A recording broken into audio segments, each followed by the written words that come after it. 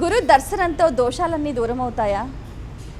సాధూనాం దర్శనం పుణ్యం, స్పర్శనం పాపనాశనం, సంభాషణం సర్వతీర్థ సమం. ఇది పెద్దలు చెప్పారు. సాధువుల్ని దర్శిస్తేనే పుణ్యం వచ్చేస్తుంది. గురువుని దర్శిస్తే పుణ్యం వస్తుంది.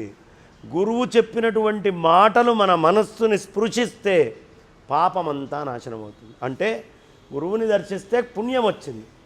గురువుని దర్శించడం వల్ల వచ్చిన పుణ్యం వల్ల పాపాలు పోవుగా. ఆ పాపం కూడా పోవాలి అంటే గురు వాక్యము పట్ల శ్రద్ధ ఉండాలి. అందుకనే శంకరాచార్యులు వారు మనకి చెప్పుకుంటూ వెళ్ళేటప్పుడు నిత్యానిత్య వస్తు వివేచన ఇహ ఆముత్ర ఫలభోగ విరాగము, అంటే ఏది నిత్యమో ఏది అనిత్యమో తెలియాలి. ఈ ఇహములో అలాగే స్వర్గములో ఉండేటటువంటి సుఖాల పట్ల విరక్తి రావాలి. శమ దమ శ్రద్ధ సమాధానము ఉపరతి తితీక్ష అనేటటువంటి 6 అంగాల్లో శ్రద్ధ అంటే అర్థము గురువు యొక్క వాక్యం మీద పరిపూర్ణమైనటువంటి విశ్వాసాన్నే. ఆ గురువు మాటని హృదయాంతరంగాల్లో ఎవరు పెట్టుకుంటారో వాళ్ళకి పాపం పోతుంది. ఇక గురువుగారితో మాట్లాడుతూ ఉంటే అన్ని పుణ్యతీర్థాల్లో స్నానం చేస్తే ఏ ఫలితం వస్తుందో ఆ ఫలితము లభిస్తుంది. కాబట్టి గురు దర్శనం పుణ్యం, గురు వాక్ స్పర్శ హృదయాంతరంగాల్లో ఉండడం పాపరహితము, గురువుతో మాట్లాడుతూ ఉండడము అన్ని తీర్థాలలో స్నానం చేసినటువంటి ఫలం. అందుకని ఖాయంగా రేపటి రోజున గురువుని దర్శించాలి. 3 విధాలుగా దర్శించాలి: మనస, వాచ, కర్మణ. అందుకనే గురు స్పర్శకి అంత ప్రాధాన్యత ఉందే కాబట్టే గురువుగారు దొరికితే కాసేపు పాద సంవాహనం చేయటం, వాళ్ళకి కాస్త కాళ్ళొత్తడమో, లేకపోతే వాళ్ళకి ఏదో ఒక సేవ, వాళ్ళకు అవసరమైన పుస్తకాలు తెచ్చియడమో, వాళ్ళ వస్తువులు తెచ్చివ్వడమో, ఇవన్నీ కూడా చేసే కారణము పాపము నుంచి బయటపడాలి. పుణ్యాన్ని సంపాదించుకున్నాం చూడంగానే అన్ని తీర్థస్నానాలు ఇంకా అక్కడ ఇక్కడ వెళ్ళక్కర్లేదమ్మా.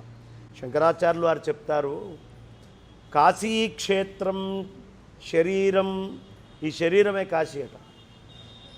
త్రిభువన జనని వ్యాపిని జ్ఞానగంగా.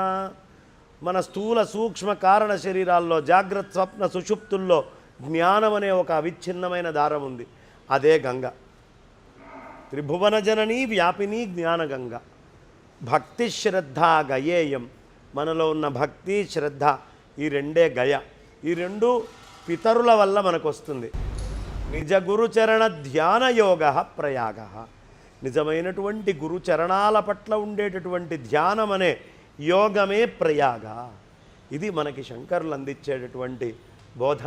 కాబట్టి నిజ గురుచరణ ధ్యానము అనేది మనకి ఎప్పుడూ ఉండాలి. ఆ గురువులు కనిపించంగానే వాళ్ళకి సేవ చేయటం, వాళ్ళకు అవసరమైన ఏర్పాట్లు చూడటం, వాళ్లతో పాటు ధార్మిక కార్యక్రమాల్లో పాల్గొంటూ ముందరికి వెళ్ళటం, ఆ మంచిని కొంత మనం ఒంటికి ఆపాదించుకోవడం, మనస్సుకి హత్తుకుండేట్టు చేసుకోవడం, వాక్కుల్లోంచి బయటికి వచ్చేట్టు చేయడం. అందుకనే గురువుని గనక మనం దగ్గరికి వెళ్తే 3 దీక్షలు ఇస్తారు: వాగ్దీక్ష, దృగ్దీక్ష, స్పర్శ దీక్ష. వాక్కులతో ఒక మంత్రాన్ని చెప్పి వాక్కులతో దీక్షనిస్తారు. ఆయన చల్లటి చూపులతో దీక్షనిస్తారు. ఇంకొకటి స్పర్శ దీక్ష. ఆయన ప్రేమగా ఇలా ఒకసారి నిమిరో అంటుకోనో మనకి అనుగ్రహాన్ని ఇస్తారు. ఈ 3 రకాలైనటువంటి అనుగ్రహాలు, అంటుకోవడము అంటే ఒక తల మీద ఇలా చేయిబెట్టి అంటుకోవడము, లేదు 2 అక్షతలు తీసుకొని అలా చల్లడము, లేదు పవిత్రోవా అని 2 చుక్కల నీళ్లు మన మీద చల్లడము, ఇదంతా కూడా అంటుకోవడం కిందకు వస్తుంది. వాక్ దృక్ స్పర్శ దీక్షలు వీటిల్లోకి వస్తాయి. కాబట్టి ఎప్పుడు గురువుల దగ్గరికి వెళ్ళినప్పుడు వారి మాటలని మనం తీసుకుంటే, వారి మాటల్ని ఆచరణలో పెడితే పాపం పోతుంది.